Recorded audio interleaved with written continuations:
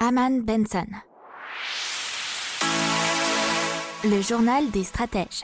Allez, c'est parti avec l'hélicoptère monnaie et donc la distribution directe d'argent aux ménages qui pourrait être faite par la Banque Centrale Européenne et ça permettrait de relancer la demande sans creuser les déficits publics en cas de future crise.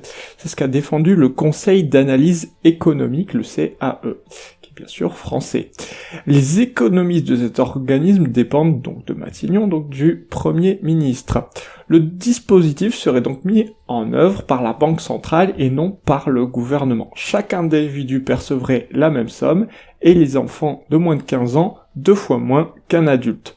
Les paiements prendraient la forme de chèques, de cartes prépayées ou de porte-monnaie virtuelles avec code d'accès, tous limités dans le temps pour qu'ils soient dépensés et non épargnés. Pour faire remonter le taux d'inflation de 1% à 2%, soit 240 milliards ou 770 € par personne. Donc vous comprenez bien, 770 € par personne, presque 800, et presque 400, donc pour les jeunes de moins de 15 ans.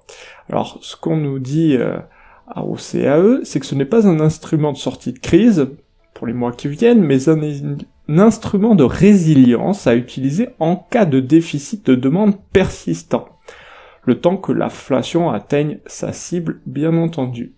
Alors, leur proposition est apparemment compatible avec les statuts actuels de la Banque Centrale Européenne et ne nécessiterait pas de révision des traités européens, ce qu'a souligné Xavier Rago, qui est un des 3e co-auteurs de la note et président de l'OFCE.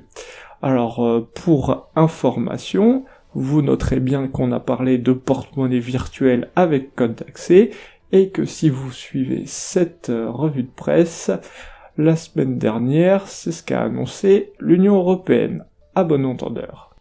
N'oubliez pas de vous abonner au podcast, mais pourquoi pas aussi à notre newsletter La Lettre des Stratèges qui est gratuite, vous en trouverez dans les infos de l'émission, mais aussi sur notre site internet Aman Benson Stratégie, rubrique média La Lettre des Stratèges.